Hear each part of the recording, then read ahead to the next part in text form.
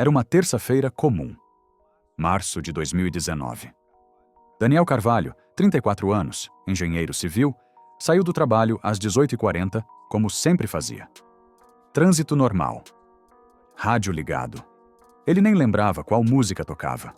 O trajeto de casa levava 23 minutos. Ele sabia disso porque fazia o mesmo caminho há 3 anos. Às 19h03, ele estacionou na garagem do prédio. Desligou o carro, pegou a mochila e, quando abriu a porta, algo estava diferente. Não era o silêncio. Era o tipo de silêncio. Ele saiu do carro, olhou em volta. Nada visivelmente errado. Mas o corpo dele já sabia. Aquele frio na nuca, aquela sensação de que alguém está observando. Mas não tem ninguém lá. Daniel trancou o carro e foi em direção ao elevador. No trajeto de 12 metros, ele sentiu como se tivesse atravessado uma cortina invisível, como se o ar tivesse mudado de peso. Quando chegou ao elevador, olhou o relógio do celular. 19h47. Ele tinha perdido 44 minutos e não lembrava de nada. Se inscreve no canal agora, porque o que vem depois não faz o menor sentido. E você vai precisar ver isso até o final. Daniel subiu para o apartamento, trancou a porta, sentou no sofá. E foi aí que ele percebeu. Ele não estava sozinho naquela garagem. Antes de continuar, você precisa entender quem era Daniel Carvalho, porque o que aconteceu com ele não fazia sentido acontecer justamente com ele. Daniel era engenheiro civil. Trabalhava com concreto, estruturas, cálculos, coisas sólidas, coisas que você pode medir, testar, confiar. Ele não era o tipo de pessoa que acreditava em coincidências estranhas ou energias. Se algo quebrava, tinha uma causa. Se algo falhava, tinha um erro no projeto. Ele era metódico. Casado há 6 anos com a Renata, professora de matemática. Os dois tinham uma rotina quase sincronizada. Acordavam às 6h, café juntos. Ele saía às 7h20, ela às 7h40. Voltavam sempre no mesmo horário. Jantavam, assistiam alguma coisa, dormiam. Nada de excessos, nada de mistérios. Daniel não bebia além de uma cerveja no fim de semana. Não fumava. Não usava remédio controlado. Nunca teve histórico de surtos, alucinações, nada do tipo, nem na família. A mãe dele sempre brincava que ele era chato de tão certinho. E ele gostava disso. Gostava da previsibilidade. Até aquela terça-feira, a vida dele era exatamente como ele planejou que fosse. Ele morava no mesmo prédio havia 3 anos. Um prédio comum, classe média, 12 andares, garagem subterrânea. Conhecia os vizinhos de vista. Cumprimentava o porteiro. Nada de estranho jamais tinha acontecido ali. A garagem era bem iluminada. Câmeras de segurança em 3 pontos. Portão automático. Sistema de alarme. Daniel estacionava sempre na mesma vaga, G7, próxima ao elevador. Aquele lugar era seguro, era familiar. E foi justamente ali que tudo desmoronou. Quando Daniel estacionou naquela noite, às 19h03, ele estava absolutamente normal. Cansado, sim. Tinha sido um dia longo no canteiro de obras. Mas nada fora do comum. Ele lembra de desligar o motor, lembra de pegar a mochila no banco de trás, lembra de abrir a porta e lembra de sentir aquele silêncio. Mas o que ele não lembra é o que aconteceu entre 19h03 e 19h47. 44 minutos apagados. Quando ele voltou, e é assim que ele descreve, voltou, como se tivesse saído de algum lugar. Ele estava em pé ao lado do carro. Porta do motorista ainda aberta, chave na mão, mochila no chão, como se tivesse congelado no meio de um movimento. Ele olhou para o relógio do celular, 19h47, e foi aí que o coração dele disparou. Porque Daniel sabia, ele sabia que aquilo não era possível. Daniel ficou parado por alguns segundos, tentando processar. 44 minutos. Ele olhou em volta. A garagem estava normal. Luzes acesas, carros estacionados, nenhum barulho estranho. Mas tinha algo errado. Ele não conseguia identificar o que, mas sentia, como quando você entra num cômodo e esquece por que foi até lá. Só que pior, muito pior. O ar estava diferente. Não frio, não quente. Apenas denso. Como se tivesse mais peso do que deveria. Daniel respirou fundo. Tentou se acalmar. Eu apaguei. Deve ter sido cansaço, estresse. Eu cochilei em pé. Ele pegou a mochila do chão. As pernas estavam levemente trêmulas. Caminhou em direção ao elevador. E foi durante esses poucos passos que ele percebeu a segunda coisa errada. Ele não sentia as próprias pernas direito. Não era dormência. Era como se o corpo dele tivesse sido usado por outra pessoa e acabado de ser devolvido. Você já ficou muito tempo numa posição estranha e quando levanta, o corpo responde meio segundo atrasado? Era isso. Mas ele não tinha ficado em posição nenhuma. Ou tinha? Daniel apertou o botão do elevador. Enquanto esperava, ele passou a mão pelo rosto. Suor frio. Ele não estava suando antes. Levantou a manga da camisa e olhou o braço esquerdo. Tinha uma marca. Pequena, avermelhada, circular. Como se alguém tivesse pressionado algo contra a pele com força. Mas não doía. Ele passou o dedo por cima. Formigava. Ele puxou a manga de volta, rápido, sem entender por quê. O elevador chegou. A porta abriu. Vazio. Daniel entrou. Apertou o botão do 8º andar. E enquanto subia, ele teve a sensação mais estranha de todas. Ele não estava sozinho ali dentro. Não tinha ninguém. Ele via que não tinha ninguém. Mas a sensação era tão forte que ele ficou de costas para o espelho, olhando fixo para a porta. Como se algo estivesse atrás dele. Observando. Quando a porta abriu no 8º andar, Daniel saiu rápido. Quase tropeçou. Caminhou pelo corredor até a porta do apartamento, mãos trêmulas enfiando a chave na fechadura. Entrou. Trancou a porta. Renata estava na cozinha. Oi, amor. Demorou hoje, né? Ela falou sem olhar, mexendo numa panela no fogão. Daniel ficou parado na entrada, olhando para ela, tentando decidir o que dizer. Eu perdi 44 minutos. Eu acho que desmaiei. Tem uma marca no meu braço. Eu senti que tinha alguém comigo no elevador. Mas o que saiu da boca dele foi... trânsito. Renata virou e sorriu. Imagino.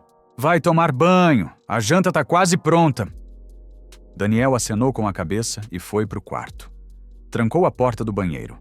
Tirou a camisa. Olhou a marca no braço de novo. Ela tinha crescido.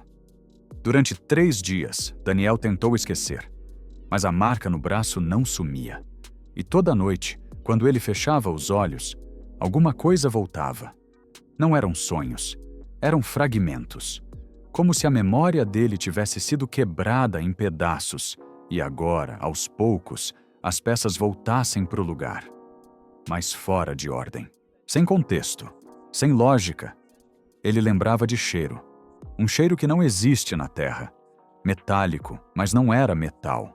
Adocicado, mas não era orgânico. Algo que fazia o estômago revirar só de lembrar. Ele lembrava de som. Não um som externo. Um som dentro da cabeça dele. Como um zumbido grave, mas que formava padrões, como se fosse uma língua, como se estivesse tentando dizer algo, e ele lembrava da presença. Na 4ª noite depois do evento, Daniel acordou às 3h42, suando, coração disparado. E pela primeira vez, ele lembrou. Ele estava na garagem, tinha acabado de sair do carro, mochila na mão. E então algo mudou no ar. Não foi gradual. Foi instantâneo, como apertar um interruptor. A luz continuava acesa, mas ele não conseguia ver direito. Como se a visão tivesse ficado embaçada. Mas não nos olhos, na realidade. Ele tentou andar, mas o corpo não obedecia. Não era paralisia muscular. Ele sentia os músculos, sentia tudo, mas era como se alguém tivesse pausado ele. E foi aí que ele sentiu. Alguém estava ali, não atrás, não na frente, em volta. Como se o espaço tivesse dobrado e agora tinha algo ocupando o mesmo lugar que ele. Não fisicamente, mas de alguma outra forma. Daniel tentou gritar. Nada saiu. Tentou se mexer. Nada. E então, aquilo tocou nele. Não foi um toque físico. Foi como se alguém tivesse enfiado a mão dentro dele e mexido em algo que não deveria ser mexido. Memórias, pensamentos, sentimentos. Ele sentiu algo passando por tudo, abrindo gavetas na mente dele, lendo, copiando. E o pior, ele sentiu que aquilo sabia o nome dele, não porque ouviu, não porque leu em algum lugar. Aquilo já sabia, como se o conhecesse de antes, como se já tivesse estado ali outras vezes, como se Daniel fosse esperado. Ele não viu um rosto, não viu olhos, mas ele sentiu que estava sendo observado de um jeito que nenhum ser humano consegue observar. Não era curiosidade, não era hostilidade, era indiferença técnica, como um médico examinando um paciente, como um cientista estudando uma amostra. Daniel não era uma pessoa naquele momento. Era um objeto de interesse. E então, no meio daquilo tudo, uma pergunta se formou na cabeça dele. Não em palavras, não em português, mas ele entendeu perfeitamente. Você vai lembrar? E antes que ele pudesse pensar em qualquer resposta, tudo voltou. Ele estava em pé, ao lado do carro, porta aberta, mochila no chão, luzes normais, ar normal, como se nada tivesse acontecido. Mas ele sabia. Ele tinha estado em outro lugar, ou outro lugar tinha estado nele. E quando olhou para o relógio, 19h47. Daniel subiu para o apartamento naquela noite e não contou nada para Renata. Não porque não confiava nela, mas porque ele sabia, no fundo, ele sabia que se contasse aquilo em voz alta, aquilo ia voltar. Daniel mudou. Não de um dia para o outro, não de forma óbvia, mas Renata percebeu. Ele parou de estacionar na vaga G7. Agora estacionava na rua, mesmo pagando a garagem. Inventava desculpas. Dizia que preferia caminhar um pouco, que fazia bem para a saúde. Mas Renata sabia que não era isso. Porque quando ela sugeria descerem juntos para pegar algo no carro, ele inventava outra desculpa. Ele não entrava mais naquela garagem. A insônia começou na primeira semana. Daniel deitava, fechava os olhos e o corpo travava. Não de cansaço, de medo. Um medo sem nome, sem razão lógica. Ele ficava olhando para o teto, ouvindo a respiração de Renata ao lado, tentando não pensar. Mas a mente dele voltava sempre para o mesmo lugar. Você vai lembrar? Aquela pergunta. Aquele tom sem som. Aquela sensação de ser observado por algo que não piscava. Às 4h da manhã, ele levantava. Ia para a sala, sentava no escuro. Renata acordava e encontrava ele lá, quieto, olhando para a janela. Daniel, você tá bem? Tô, só não consigo dormir. Ela sentava do lado dele, segurava a mão dele. Você anda estranho. Aconteceu alguma coisa? E toda vez ele pensava em contar. Mas algo dentro dele travava. Como se uma parte do cérebro dele tivesse sido reprogramada para não deixar aquilo sair. Só trabalho. Tô cansado. Renata não insistia. Mas o olhar dela dizia tudo. Ela sabia que ele estava mentindo. A marca no braço sumiu depois de 2 semanas. Mas a sensibilidade continuou. Ele passava a mão no lugar e sentia um formigamento estranho. Às vezes, à noite, a pele ficava quente, como se algo tivesse sido implantado ali. Ele pesquisou. Tentou achar explicações médicas, reação alérgica, queimadura química, picada de inseto, nada batia. Porque aquilo não era físico, era outra coisa. 3 semanas depois do evento, Daniel teve a primeira crise de pânico. Foi num elevador. No trabalho. A porta fechou. Ele estava sozinho. E de repente, aquela sensação voltou. A presença, o peso no ar, a certeza absoluta de que algo estava ali com ele. O coração disparou, a respiração travou. As pernas fraquejaram. Ele apertou todos os botões. Qualquer andar. Qualquer um. Quando a porta abriu no 3º andar, ele saiu cambaleando. Encostou na parede, suando frio. Um colega passou e perguntou se ele estava bem. Daniel acenou que sim, mas ele não estava. Naquela noite, Renata finalmente confrontou. Daniel, eu não aguento mais. Você não dorme. Não fala comigo direito. Não encosta no elevador. O que está acontecendo? Ele olhou para ela e, pela primeira vez em semanas, pensou em contar a verdade. Mas quando abriu a boca, a luz da sala piscou. Uma vez. Só uma. Renata nem percebeu. Mas Daniel percebeu. E entendeu o recado. Eu só tô cansado, Renata. Prometo que vou melhorar. Ela suspirou. Ela desistiu. E Daniel continuou sozinho.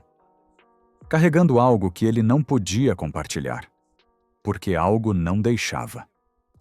2 meses depois, Daniel fez algo que jurou que nunca faria. Ele procurou.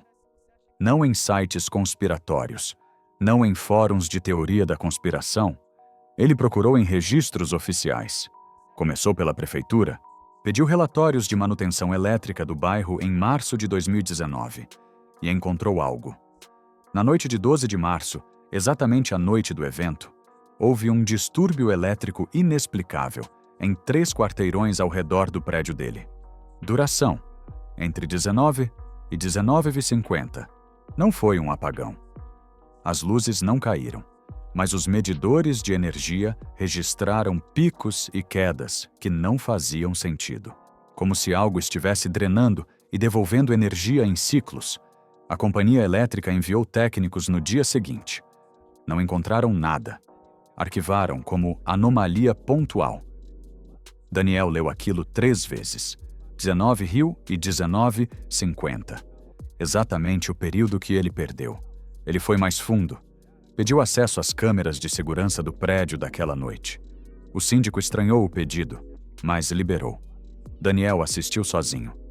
No notebook, luzes apagadas.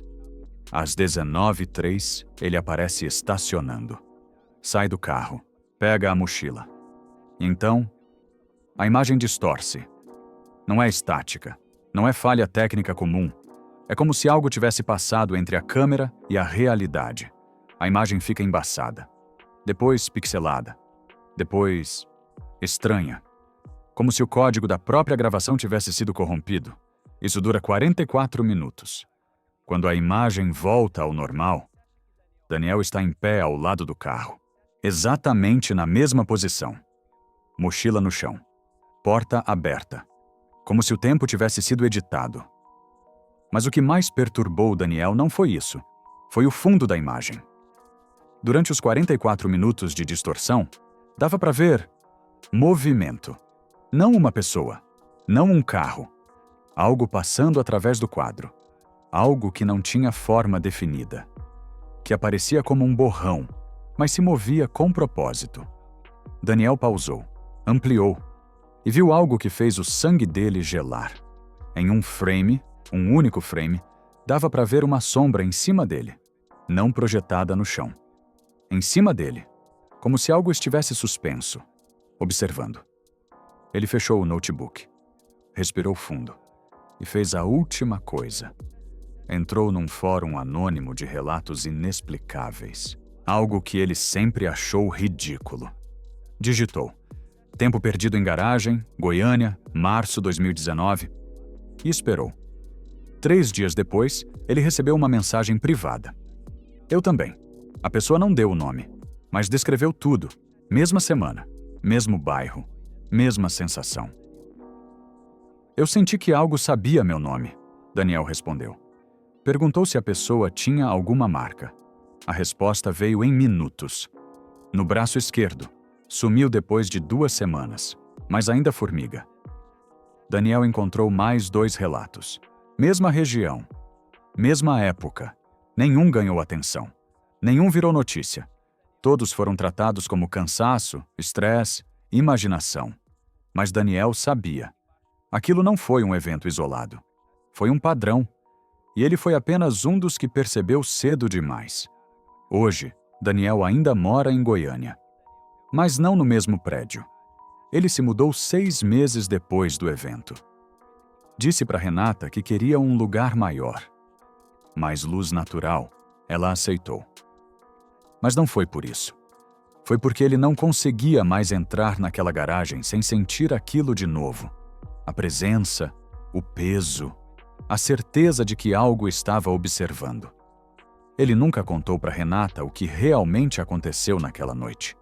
Não porque não confia nela, mas porque tem coisas que, quando você fala em voz alta, elas ganham poder.